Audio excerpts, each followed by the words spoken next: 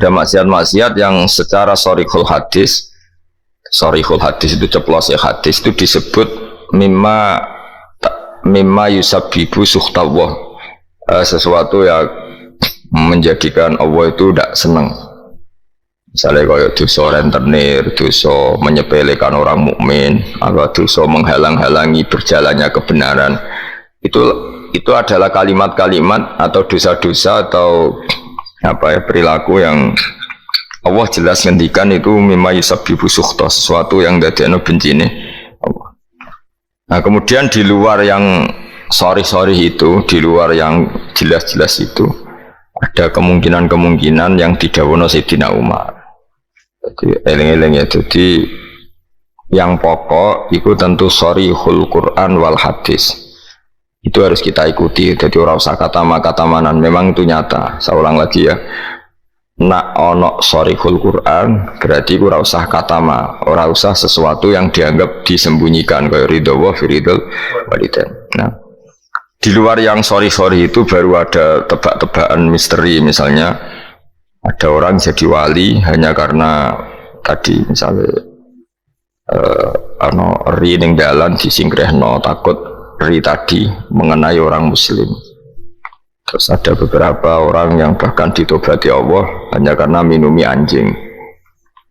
Nah itu yang misteri. Tapi tentu misalnya kok ada pilihan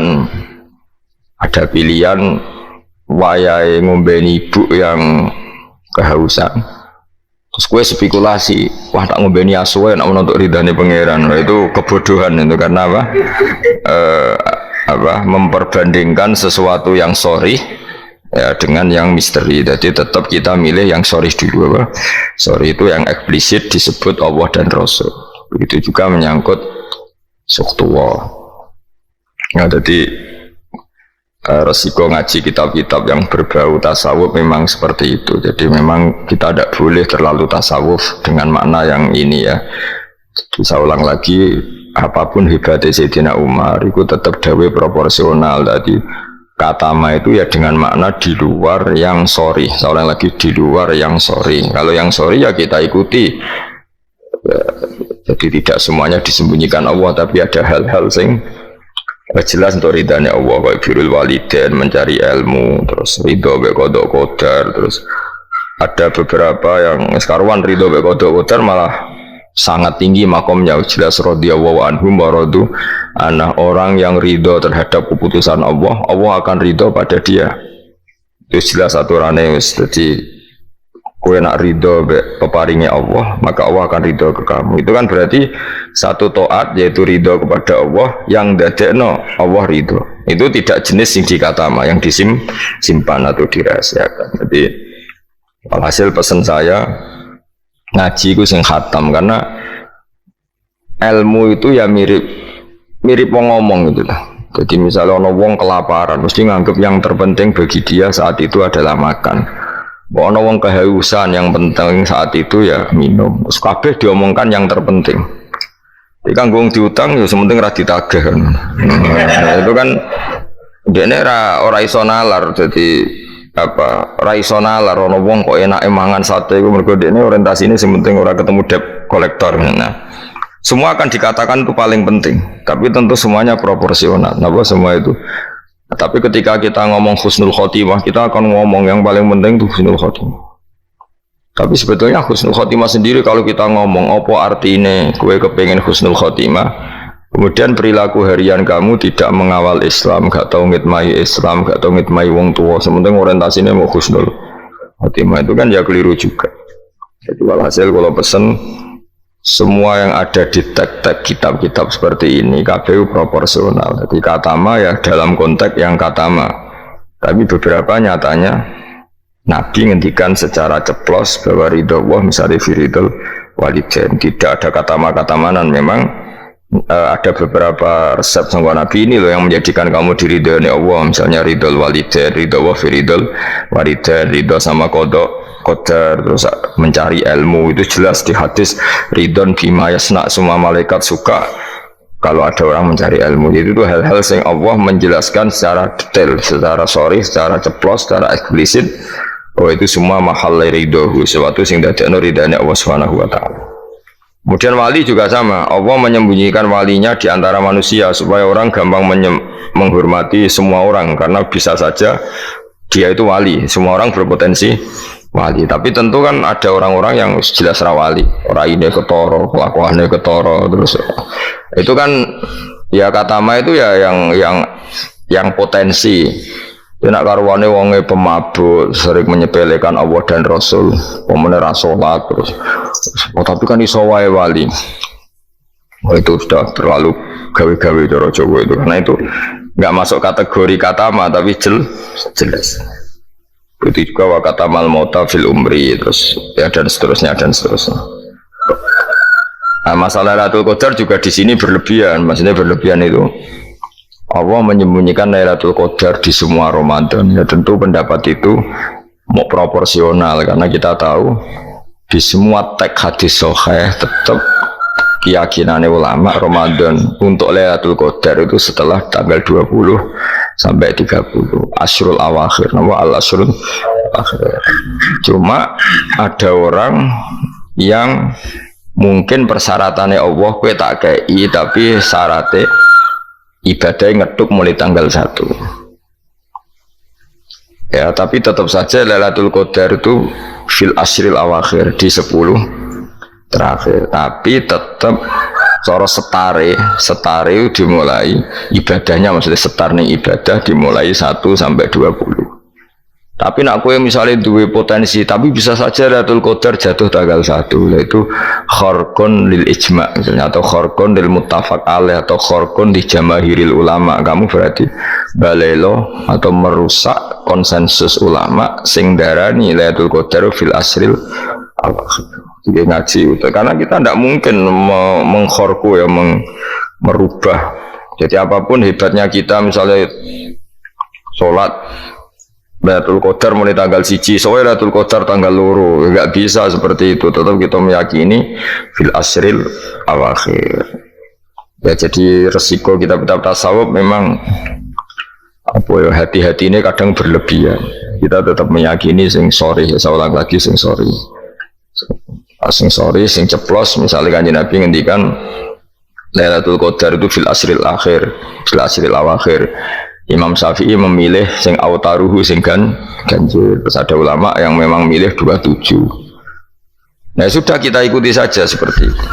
Meskipun tentu tadi karena Lailatul Qadar sifatnya pemberian ya, yang mungkin Allah juga punya kualifikasi, misalnya sing tenanan mulai tanggal 1 dikai, sing mapak langsung tanggal 27 dianggap wong nakalan. Maksudnya kan iso wae memang aturannya seperti itu apa. Kamane sing ibadah mulai tanggal 1 barat orang masak itu ya nyediakno kayu bakar berproses nanti mangan. Nah sing ora proses itu sono mangan terus teko-teko njuk melok mangan. Nah kira-kira ya pantese piye ngene.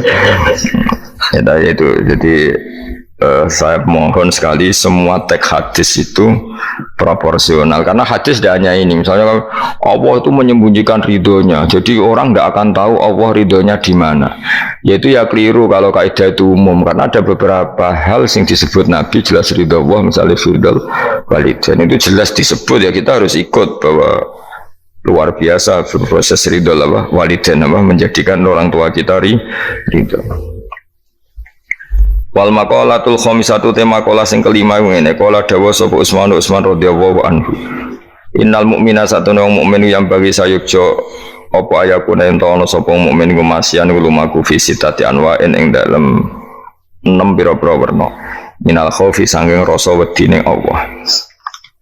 Ahadua di salah sijine sitah sing harus ditakuti iku ayya khaufa yen tawedi sapa mukmin mingki balillah sanging sisine Allah.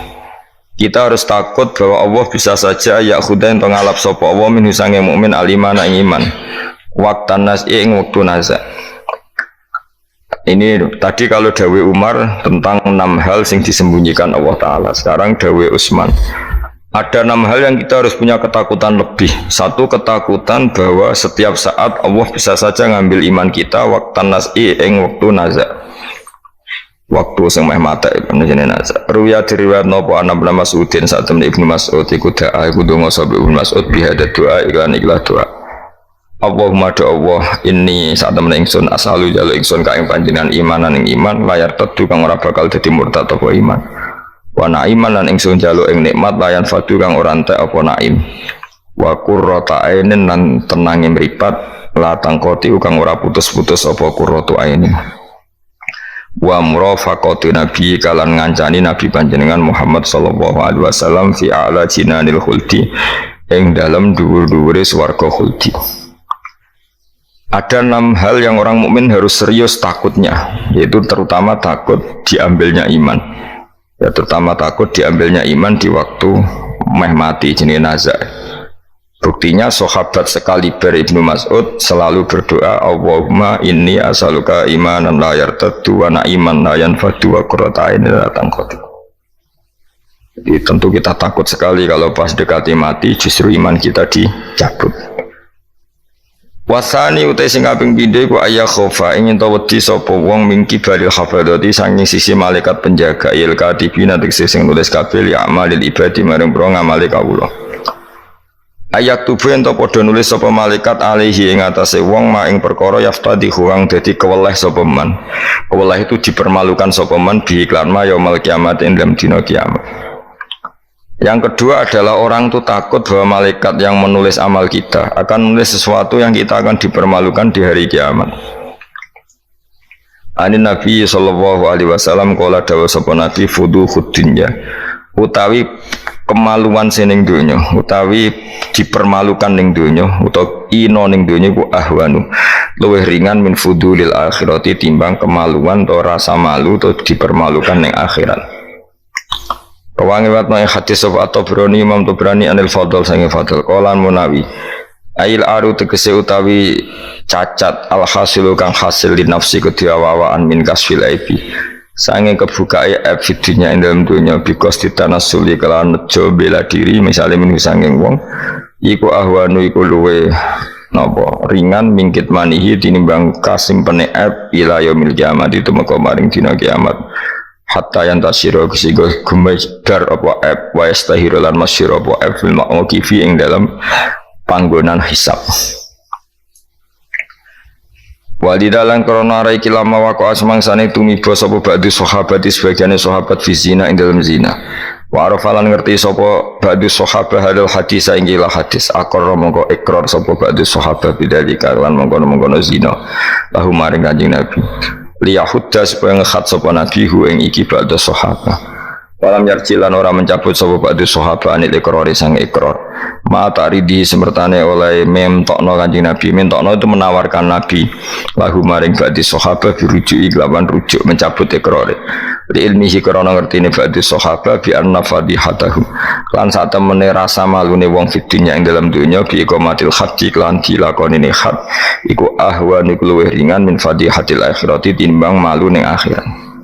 Dewal hasil kemaluan sing ana ning donya rasa malu dipermalukan ning donya iku luwih ringan timbang nanti kita dipermalukan ning mahsyar di depan umum. Jadi misalnya mau kaya ya contoh paling gampang tadi kowe hasud mbek wong ning donya iso mbok sembunyikan nanti dipermalukan Allah ning akhirat karena kamu duwe rasa hasud. Apalagi kalau ngenteni jatuhe wong soleh, jatuhe wong alim, orang-orang yang berkontribusi terhadap agama ini. Meski hasud mbok arep-arep jatuhe lho nanti dipermalukan di hari nopo kiamat. Luwih ngeri kalau kita punya dosa yang kita nanti dipermalukan di hari nopo kiamat. Wasali sute sing kaping 3 iku aya khofa ento wedi sapa wong mingki bali setani sanging sisi setan. Ayub tilain to batalo sapa setan amal ing amale wong ai sholihat sing amal saleh. Amal soleh yang kita lakukan lama puluhan tahun, ya mau misalnya ngurmat yatim puluhan tahun ikhlas, tapi setelah dia jadi dokter atau jadi orang besar ketika lupa kamu terus gue getun karena ngamal sama seseorang yang nggak bisa balas ya jasa, berarti amal kamu itu dibatal. Mulai orang wong alim kecuali cuek karena tadi, tapi kadang masyarakat itu ya angel kandanan. Hampir semua orang alim itu nggak suka kenal santrinya, bukan karena nggak mau, bukan karena tadi sebetulnya ingin sebar mulang ya wes mulang, karena kalau kenal takutnya itu memanajemen atau ngatur-ngatur, kok akhirnya terus nak gak dituruti seakan-akan wong ngaji ini mbak aku kok gak nuruti aku, sehingga banyak orang alim yang milih cuek itu, yang ditakdir kenal ya kenal, yang ndak itu sebetulnya hanya untuk menjaga ikhlas ben tidak selalu mengatur-ngatur. Kena ngatur-ngatur ujung-ujungnya hadun nafsi. Hadun nafsi bisa membatalkan amalnya dia mulangnya itu tadi. Yang masyhur banyak orang alim yang nggak mau ditemuin muridnya, bahkan Sufyan Ats-Tsauri itu masyhur, yang boleh sowan saya harus yang nggak pernah ngaji saya, yang boleh ketemu saya yang tidak ada urusan ngaji dengan saya, karena takutnya tadi misalnya ada orang alim ngajar 10 tahun sama orang itu, terus orang itu jadi orang kaya raya sukses. Kadang-kadang kan manusia ingin sesuatu kan agak dituruti, ngundat-ngundat tak ulang kok gak loyal udah itu jadi. Terus banyak ulama yang milih cuek guys, ditetir ketemu raya wis ya. Tapi ada saja ulama yang nganggo syariat, justru dikumpul lo ben ada ikatan sampai alumni, ikatan sampai macam-macam ya. Tapi itu ijtihadnya orang macam-macam. Nah, jelas pastikan bahwa semua itu tidak hadun nafsi, tidak karena keinginan itu memang berat aturan-aturan menjaga ikhlas itu berat. Yang jelas saya pastikan nah ono wong gawe perkumpulan grup alumni ngaji atau alumni apa saja asal ndak nafsu gak apa-apa. Tapi kalau kira-kira itu nafsu ya tidak usah diteruskan, karena nanti takutnya barang yang kita lakoni, misalnya kalau pulau jenengan kan ngaji Jalalain nama, saya tentu suka nggak kenal kalau nuruti, karena itu lebih aman secara ikhlas. Tapi kalau terlalu begitu nanti takutnya nggak ada silaturahim, nggak ada penguatan agama Allah, karena nggak ada muasalah, nggak ada sambung menyambung. Itu kan setan itu kan di sisi muasalah ya kamu diganggu, karena nanti bisa memanajemen kalau nggak tersinggung, itu juga setan. Tapi kalau terlalu tertutup memutuskan diri, mungkin selamat ikhlas karena tidak berharap dari mereka. Tapi resikonya ada beberapa santri kita yang nggak pede ngiyai karena nggak sambung dengan kiainya, atau nggak pede ngiyai karena nggak kenal kiai indukannya, karena takoi hukum raiso dan ilmu ini pas-pasan. Itu kan repot, dan itu harus dikelola secara ikhlas. Saya punya sekian santri yang di Papua, di mana-mana. Kalau nggak sambung saya nggak berani, takutnya kalau ada pertanyaan hukum dia tidak bisa jawab. Ada orang-orang yang sebaiknya kita tidak sambung karena tipikalnya memang nggak suka sambung. Mungkin dia wataknya pemalu atau wataknya tertutup, kita kan tidak pernah tahu-tahu watak. Ya kalau masalahnya putus ya putus, tapi jangan putus hubungan hati. Tapi dia tipikalnya orang yang nggak suka kumpul. Orang Jawa itu isinan. Kan orang itu kan macam-macam. Yang penting semuanya jangan karena hadun nafsi. Itu eleng-elengnya. Terus makanya Sufyan Ats-Tsauri masyhur, soalnya muridnya itu moh tenan. Karena dia takut kemudian menuntut haknya sebagai guru. Nah, korek sab'ah yang terkenal Sayyid Hamzah Az-Zayyad itu dia pernah ada orang sowan, ya Hamzah, saya ini punya utang banyak, tolong bilang sama Muhyiddin jenengan yang kaya supaya mensyafaati saya. Jawab Hamzah, saya minta air putih sama santri saya aja nggak pernah, menyuruh santri saya supaya melayani saya saja saya tidak pernah, karena takut itu saya mengkonversi mulang saya menjadi loyalnya santri-santri, dan itu menjadikan amal dunia. Itu orang dulu itu macam-macam menjaga ikhlasan sampai se ekstrim itu. Ya tentu tidak semua ulama seperti itu. Ada ulama yang suka ngongkon santri karena biar dapat barokahnya khidmah. Ada ulama yang suka minta tolong santri supaya mereka terbiasa khidmah. Itu kan istihad. Yang penting pastikan diri kamu tidak ada hadun nafsi. Itu semuanya motifnya itu nafsi, itu jangan. Karena tadi kalau kamu terlalu tertutup, terlalu terputus, nanti nggak ada kekuatan Islam dalam hal silaturahim. Makanya dari Imam Ghazali ya tidak semua ulama kayak Hamzah Az-Zayyad, tidak semua ulama kayak Sufyan Ats-Tsauri. Tapi juga kamu jangan terlalu manajemen. Biar wabe umat anggap aset.